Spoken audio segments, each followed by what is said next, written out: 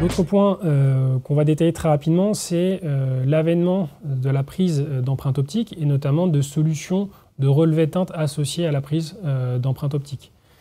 Il existe de nombreux systèmes sur le marché. Les plus grands maintenant proposent justement cette option de relevé de teinte en parallèle de l'acquisition de l'empreinte optique. Je ne vais pas vous faire un détail complet des différentes études, il commence à en avoir de plus en plus. Il n'y en a pas non plus énormément, puisque ce sont des techniques qui sont relativement récentes, donc on n'a pas énormément de recul là-dessus. Mais ce qui ressort de certaines études, notamment celle-ci, c'est qu'on a quand même en fait un déficit de précision et de reproductibilité de ce type de relevé de teinte, comparativement au spectrophotomètre, avec toujours l'EasyShade qui sert un petit peu de référence. Donc aujourd'hui, il est un petit peu trop tôt pour se dire si vraiment c'est un intérêt de se servir de ce type d'outil pour la relevé de teinte.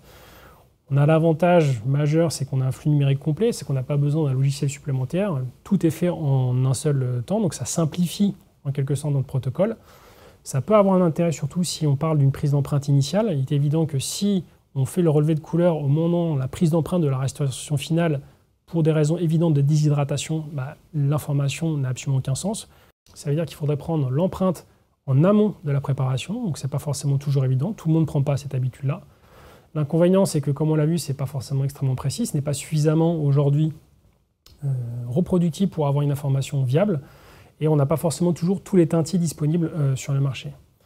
Pour résumer sur cette partie, on va dire, approche numérique, spectrophotomètre, voici les différents points à retenir. Le teintier Vita classique est aujourd'hui la référence, puisque c'est universel, c'est bon marché. Aujourd'hui, les spectrophotomètres ont un intérêt.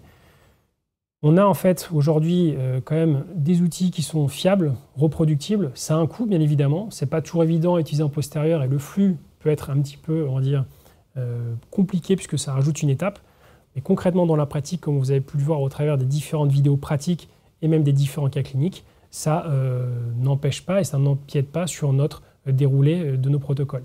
Et surtout, ce qu'il faut retenir, et j'insisterai là-dessus assez lourdement, il est indispensable de compléter ça avec une approche photographique. Toujours donner l'information photo à notre prothésiste pour que celui-ci, justement, ait une base de discussion commune pour nos cas cliniques. Voilà, donc c'est ce qui est résumé sur cette slide. On a un protocole qui est fiable, ça rentre dans un flux numérique. C'est surtout indiqué pour les antérieurs, mais on a pu le voir que pour les postérieurs, ce n'est pas si compliqué que ça. Et encore une fois, l'intérêt de la photo qui est en complément de cette approche.